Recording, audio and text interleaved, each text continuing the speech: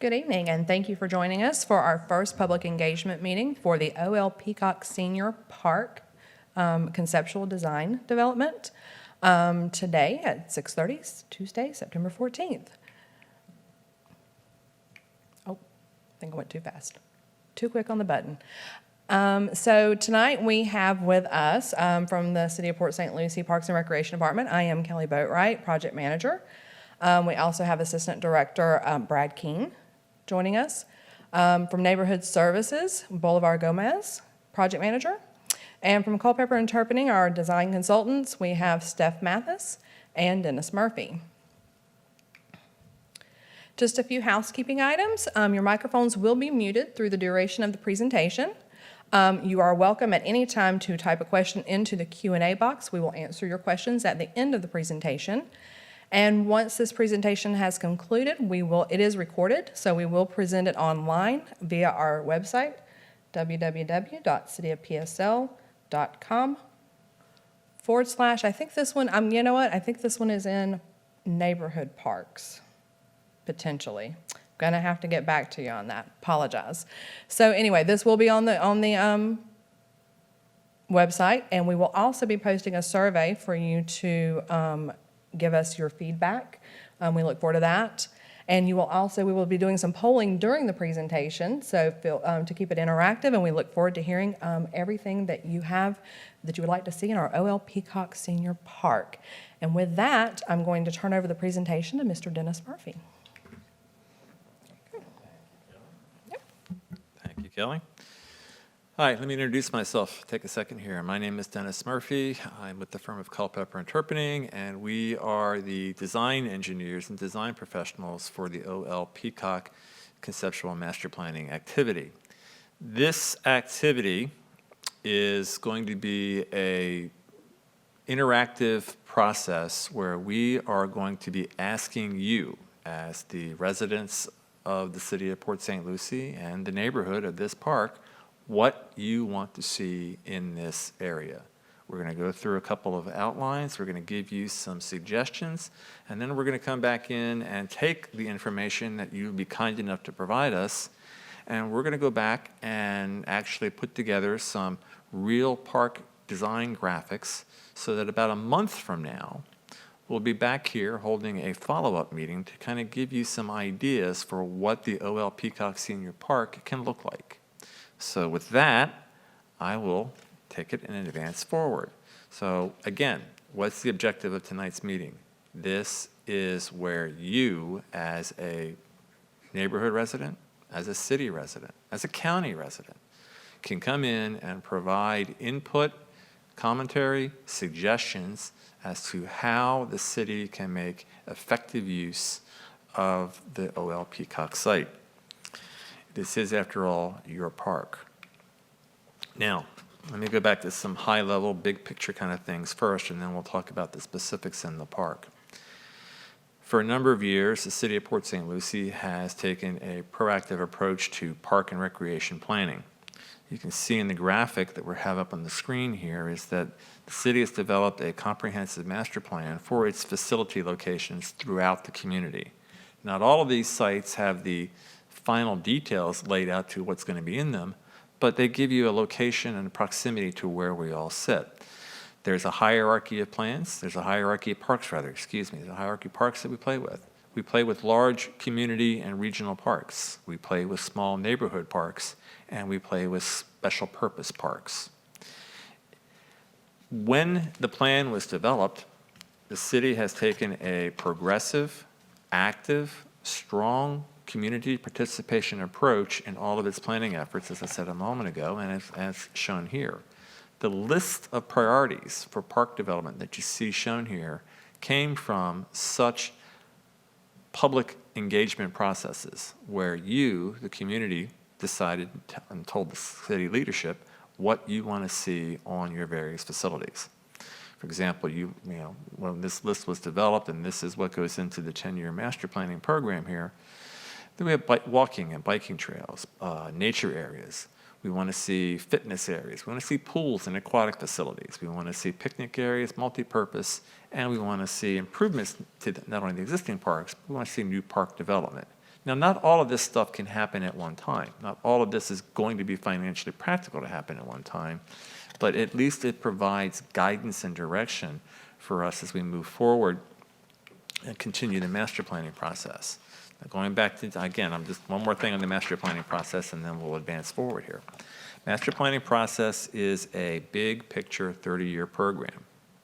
Then we move into the short-term 10-year program, and we'll be talking about some of the capital financing and capital funding where we can actually make things happen through local grants, local fund allocation, state grants, and other participation programs.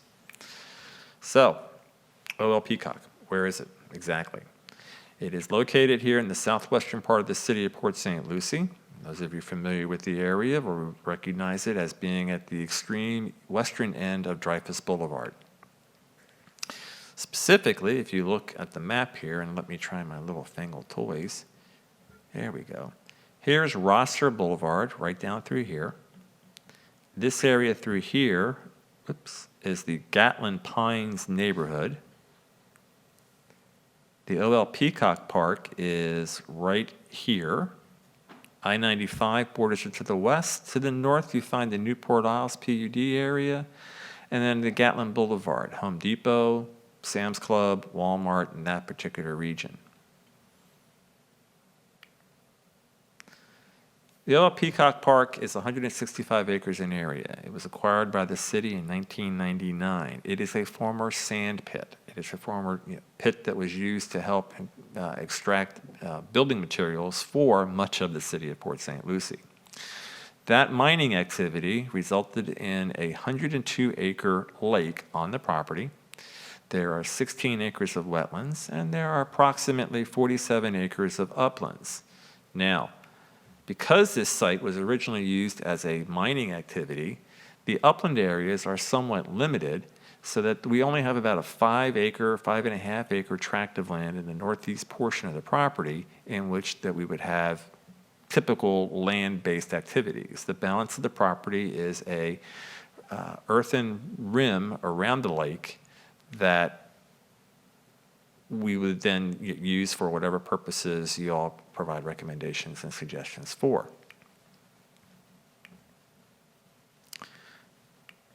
Some of you may recognize these photos. This is an image taken a few days ago out at the lake, and it shows what it's like out there on a nice, quiet weekday morning. Lake is calm. You see all the grasses around the shoreline right through here, and I'll touch on the grass issues in a moment again. But you see off in the distance, you'll see larger cattail grasses, which are not always good. And then you see the pines and the oak trees that exist on the preserve areas over by 95. This is now looking towards the east side of the lake. And the east side of the lake is an area that has taken some interest at the state level, and where we've been able to come in and secure some special funding to help enhance the water quality and the projects in that area. This is a small short image of the existing upland areas that I showed you a moment ago. This is approximately 5 acres in total area. When I was taking this video, I was at the extreme eastern edge of the property looking west. And then finally, here we go. Finally, this is over at the western edge of the property. And the significance of this particular imagery here is that it shows what is probably one of the most unique and special features about this property, other than the lake itself. There is approximately a 2.5-mile travel road that works around the lake from its old days as a mining operation. This is the foundation, potential foundation, for the development of a trail system that can come around the lake, providing additional access for hikers, bikers, or whoever joggers, whoever wants to go around it. I'll give you a quick little summary of it here, and you can see the lake. You can see the shallowness of the lake up by the shore. The lake itself averages about 18 feet deep at various locations, which was what its permitted depth for mining and extraction activities were back several years ago. Now, a moment ago, I mentioned that one of the things that we use our special funding programs, or our short-term funding and budgeting programs for, is to try to acquire and try to be successful in obtaining additional community assistance funding that comes from the state of Florida, funding that may come from other partnerships. The Florida Fish and Wildlife Commission, a couple of months ago, was made aware of a rather special occurrence that happened out here at this little lake. There was a bass caught here that suddenly got into the upper rankings of quality and size of a fish caught in an inland freshwater lake in the state of Florida. That caught Fish and Wildlife Commission's eyes. So they came down and wanted to talk to the city about, hey, what do you got here? What kind of special jewel do you have here that maybe we can help market, help make it improve it a little bit? Can we go back to, there we go. And what they came back with was a proposal to the city, recognizing the value of the lake, where they would assist in funding some water quality improvements. So you see the map on the side here. It shows the north is to the top of the map, so you get your orientation. 95 is there to the left. What the Fish and Wildlife Commission offered to do was to provide funding to come in and help remove some exotic vegetation that you don't want to have alongside your lake, and other grasses that once they're removed and native grasses are put back into the lake environment, you can come back in and create a higher quality fish habitat and higher quality nursery habitats for this area. That project is scheduled to start this upcoming fiscal year, which begins October. So it'll probably be in the spring where we'll be coming in, removing some exotic vegetation, doing some weed control, and just generally cleaning up the lake a little bit. That's a small project. That's a small part of what the potential is for this lake, which then brings us just to why we're here. And why we're here is we need some things from you. As I said, as residents of the communities, residents of the city, we need your input and we need your participation. We are going to be presenting to you 2 poll questions.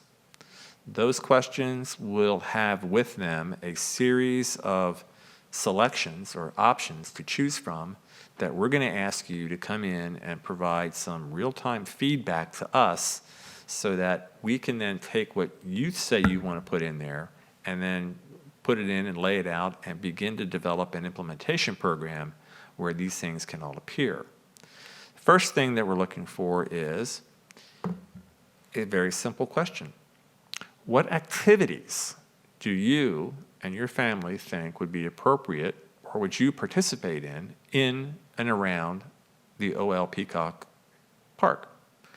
We have a long list of activities through here we've identified.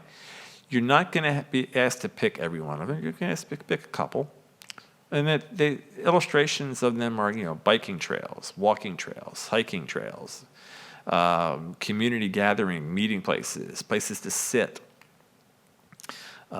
picnicking, recreation areas, activity areas for the children, open space parks, just activities that come in and fit into the special purpose or the special character of this particular facility. Now, with that, I think I'm at the first point where a poll question is going to come up, and you're going to be asked to select. And how do they do that? Well, you can select as many as you like through the polling question. Because it only allows 10 per section, it is in 2 parts, so make sure you scroll down through the poll and pick all the amenities all the activities that you would like to see conceptualized for this park. So we'll give you a few seconds to take care of that.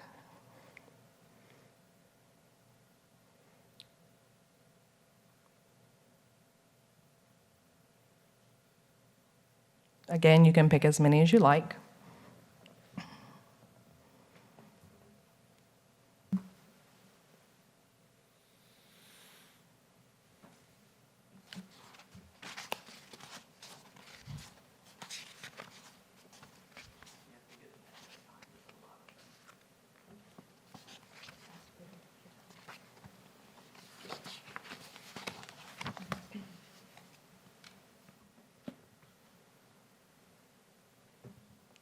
And again, if you don't see something that you would like within the polling question, you're more than welcome to type that in the Q&A as well.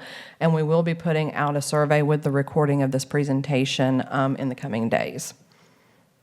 That will have some fill-in sections that you can do as many as you can type in as what if you don't see it here, you can type it in. So we're going to give you about 5 seconds before we close out the poll.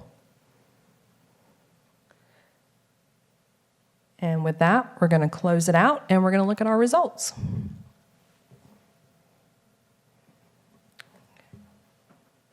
Okay. So we've got a lot of hiking and walking, bicycling, playing with kids, socializing, small special events, a lot of good input. Great. All right. Well, thank you so much for participating in our activities poll. And another one's going to come up. Dennis is going to walk us through that one. Thank you, Kelly. Now, as we said, we have 2 polling questions for you.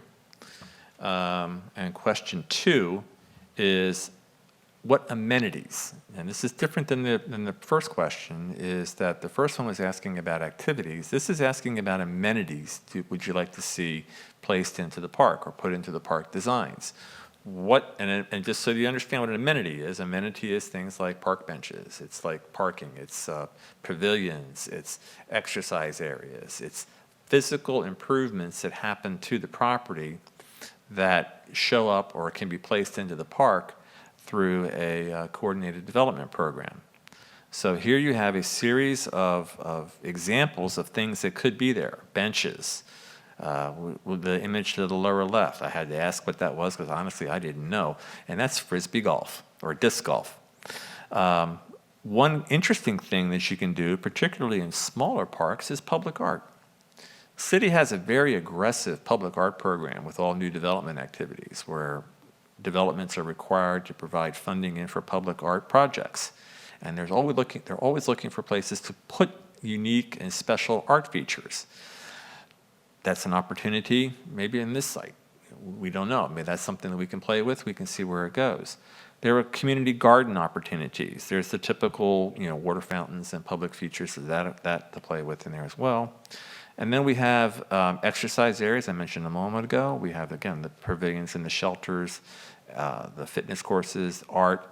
And one interesting element that we would consider, we would like you to consider, is how we can integrate environmentally friendly stormwater treatment systems into our park systems. The lower left corner gives you an illustration of how this particular project integrated a bioswale system for improving water quality while at the same time handling stormwater issues, and it's all melded into a park. I believe this is the last slide in the sequence. So we're going to give you a series of items to choose from, and once again, you can it's in 2 sections because we can only do 10 per section. So make sure you go all the way down in the poll and pick as many as you like. And if you don't see something, an amenity that you would like to see conceptualized for this park, you're more than welcome again to type that in the Q&A.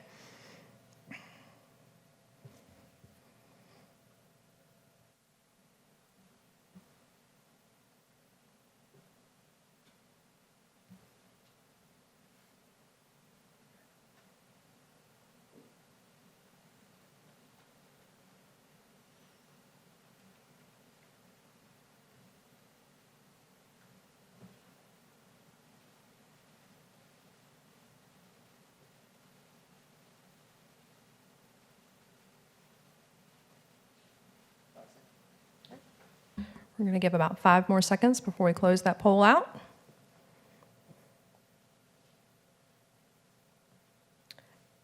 And with that, we're going to look at our results. Okay. And kind of coinciding with our activities, we like to see some paved walking, biking, and hiking trails through there, looks like. Water activities, canoeing, kayaking, fishing. Restrooms. Shade is always a big, there's a lot of shade out there, I will say, so I mean we can enhance that. That would be nice, yeah. And food truck. Okay. Thank you so much for participating in our poll.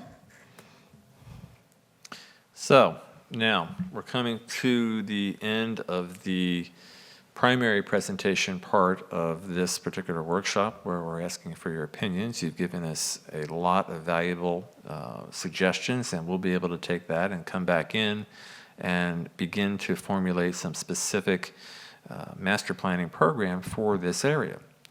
What we're showing you here is the OL Peacock Park. We're showing you the lake. We're showing you the features that exist out there today.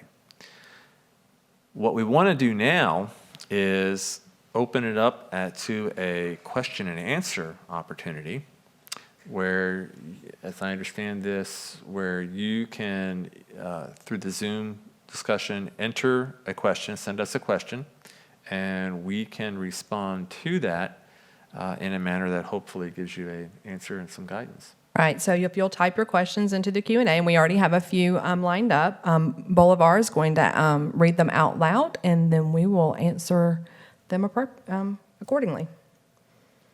All right, well, thank you, Kelly, and thank you, Dennis. We do have a number of excellent questions that are lined up. Dennis, the first question that we have is, hello, I wanted to know when these projects for the park will begin and are projected to be completed. I'll start, and then I'll look to you guys to step in and add anything we need to. First step is the design and planning process. That is where we come in over the next several weeks to several months and begin to take the information that's been provided us, put it into a recommended capital improvement plan, and then we present that back to the city. The city would then take that and then program it into their operating budget for potentially next fiscal year or the year after that. We would also be looking to come out and, depending upon the cost of these various type improvements, look for partner funding or outside agency funding to help assist it. Is it going to happen tomorrow? Is it going to happen next week? Probably not. Is it going to happen within the next few months to the next year or two? Perhaps. It really depends upon the level and scope of the selected improvement program. And I would just add to that, as far as the funding is concerned, it may be that once we get the conceptual design in place, that we phase this project through a few years. So even if all of the elements can't be constructed all at once, the hope would be that we could have a complete park over a phasing process. Yeah, and that, you both said it perfectly. I think, with the scope of work that would have to be laid out, there is a potential for this project to be phased out. So I think, in the coming years, there is an opportunity for designing work to be done, and then, construction, of course, would follow that at that point. Okay, so the next question that we have is, Dennis, hello, will this park ever have lighting? If not, can you get locked in? I have seen that some parks sometimes don't always close at the same time. I'll start with this, and then you guys can, again, jump in as necessary. This park is a dawn to dusk park. It is one that is open from very early in the morning to basically sunset. One of the things that the city is very conscious and aware of is that when we have parks that are in the middle of residential areas, and particularly with special purpose parks such as what the OL Peacock facility is, we need to be aware that people live around us, and they may not always want to have large stadium lighting type effects in their backyard. We also need to go back in and look at what the particular uses and activities are within the park. Will there be lighting? Yes, there'll be some. There will have to be some for safety and pedestrian purposes and just some general lighting. Will there be like field lighting? Only if we put fields in. And then that's something that we'll take a look at, and we'll see where it goes from as the plans are developed on the property. I don't know if that answered the question directly or not, but it's the best I got right now. And I would just maybe add to that, to the point of sometimes it doesn't always close at the same time. We have a roving crew that goes around the city and has to close all of our special purpose and neighborhood parks. So they attempt to do that at least by dusk or shortly thereafter. So if you're seeing it open a little later sometimes or closed a little earlier, sometimes it might be because of the way their route is running for that night. Okay, thank you. The next question that we have is, how long will the trail be? Will there be kayaking? I visited this afternoon, and it is a beautiful spot. The perimeter loop around the lake is approximately 2.5 miles, if we've calculated it correctly, as it meanders around and works its way back around. One of the things that we will be looking at as a part of the next phase of the master planning project is how we can integrate this site, if we can integrate this site, into the broader community trail system that the city has, programmed and planned throughout the area, providing linkages. So that there will be that opportunity, we believe, but we'll get into some more detail about that at our next meeting. As for kayaking, you have access to the lake right now with a kayak. You can, launch it into that. It's not a real clean way of getting in out there today, and there's no docks or anything like that, so you're just working off the shoreline. But that's something that can be looked at. Can we provide improved kayaking access into the lake? As with most all isolated lake systems within the city of Port St. Lucie, non-electric motors are not permitted in the lake, so you will not see any powerboats in this particular area. Okay, thank you. The next question that we have is, the trail around the lake is partially underwater a large portion of the year. If the trail is created, will it also be raised to allow for year-round use? Yes. Nice and simple.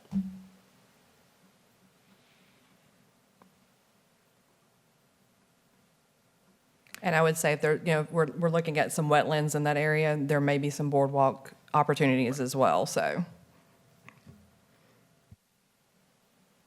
Okay, thank you.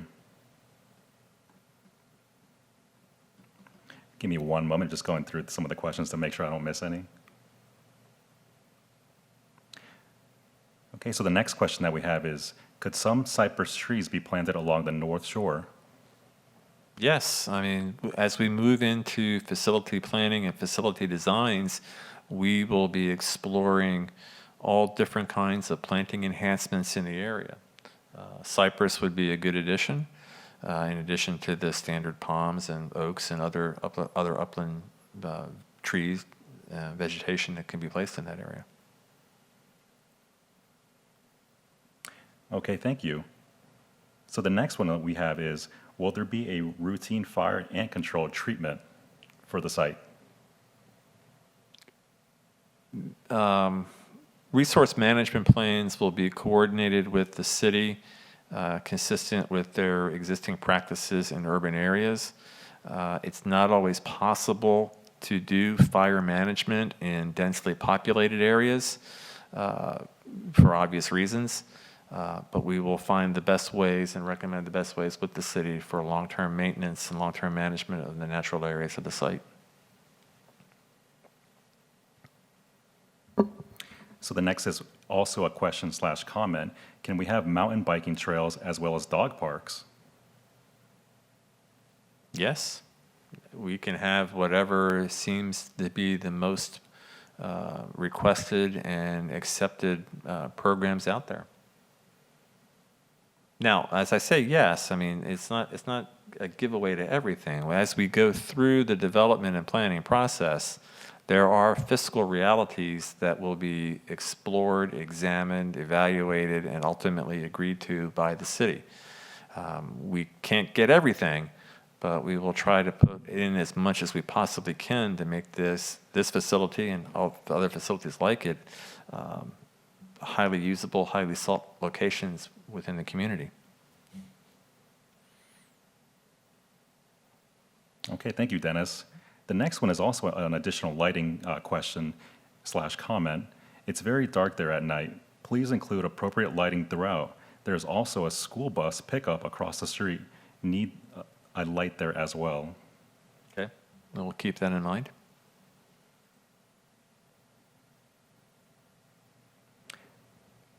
Okay, so this is actually another interesting question.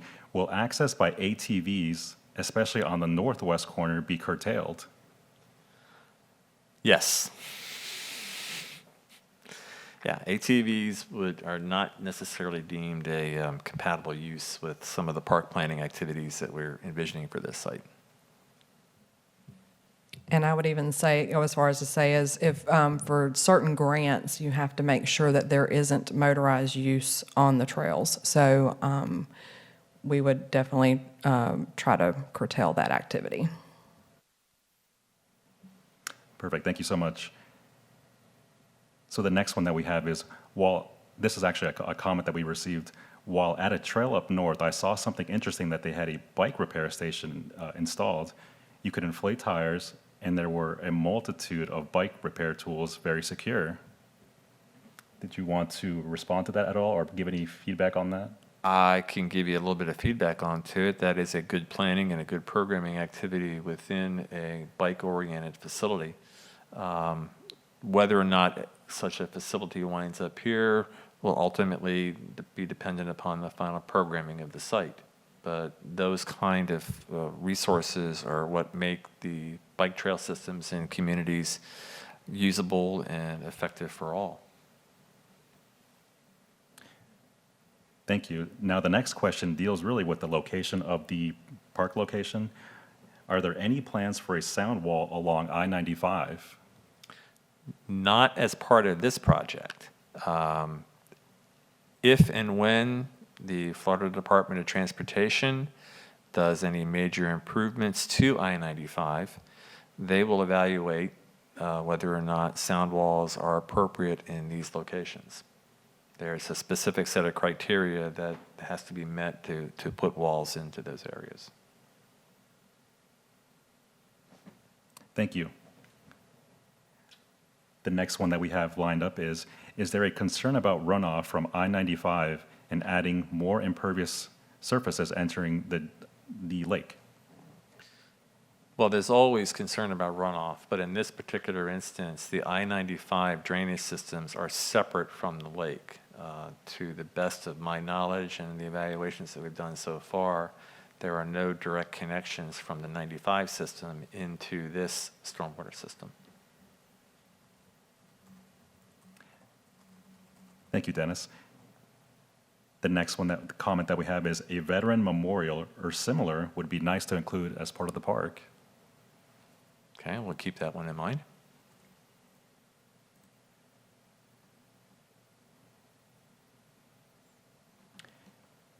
I think at this time, I'll give everyone a quick second just to catch up. If there are any additional questions, feel free to type them in the Q&A box.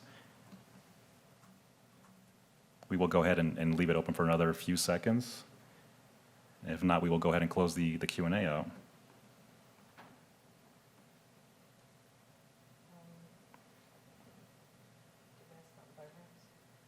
The what? Boat ramps? No.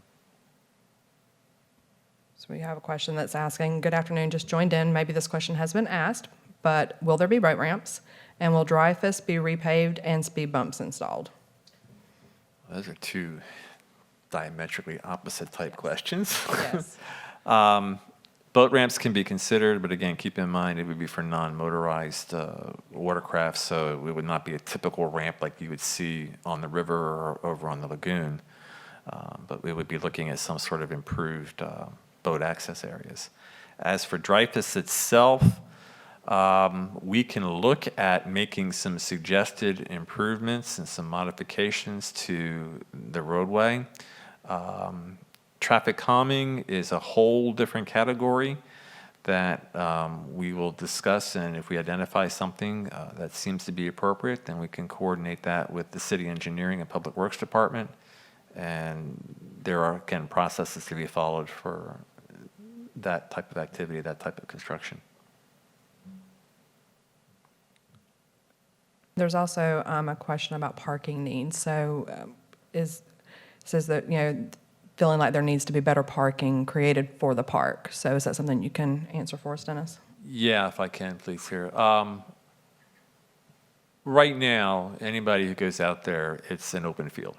It's just an open area. There's no definition of anything other than the one little shelter that I think that is out there, the little shade shelter. One of what makes a park successful is that when there is not only just general open space, but also when there is defined use areas and defined spaces, and that includes parking lots. One of our objectives through the master planning process will be to clearly delineate where cars and motor vehicles can and cannot go, where they are to be parked and where they're to be left. So yes, we will be coming in here to define parking areas. We will be here to define human activity areas, and we will explore all options on how we can mix the two and separate the two, and then have it's a yin and a yang type situation. You need them both. But we will find ways where we can get the things in place effectively, efficiently, and where they do not conflict with each other. All right, thank you. That actually concludes the Q&A that we have lined up. Thank you all for providing the excellent questions. With that, I'll go ahead and turn over back to Dennis for closing remarks. Well, I want to thank everyone for their participation. Zoom meetings and virtual meetings are always an interesting way of conducting business, and we've been doing it now for a long time, and they have their ups and they have their downs. I wish there were people here where it could be a little more interactive into it. But as I said, this is the first of 2 hearings or 2 public meetings that will be held on this property. Y'all have provided us valuable input, valuable commentary that we will now take and go back to our drawing boards, and we will come up with some master planning concepts for how this facility can be developed. That then will move into the funding and the financing scheme of things, where we work with city staff to begin to identify what the capital program would be, so that over the next several years, we can begin to turn the OL Peacock Senior Park into a crown in the overall system of the park, city's park system. That would be a benefit to us all. Again, I want to thank everyone for their participation. If you have anything that you want to add in the way of additional comments, I believe we'll have contacts and link information up on the city's websites. And actually, I would like to revise that website for you, because I did look it up during the presentation, and you will be able to find this recorded presentation at www.cityofpsl.com/parks. And we will also be, again, putting that survey up so that you can do a little more in-depth input into our park planning. And as to Dennis's point, that we will be having a follow-up meeting. Tentatively, it is scheduled for October 12th. So we hope to see you back so that we can show you all the good feedback and what was derived from that. And with that, if there is anything else, Boulevard, did you have anything else you wanted to mention? Nope. Dennis? Any of our? Nope. Well, we really appreciate everyone joining us tonight. We appreciate your input. Again, look for this recording. Tell your friends that this will be out there for them to preview and look over. And anyone can do the survey, whether you were able to join us live or whether you were going to be watching it in the recorded session. So again, thank you so much for your participation, and we look forward to seeing you back to talk about OL Peacock again in October. Thank you so much.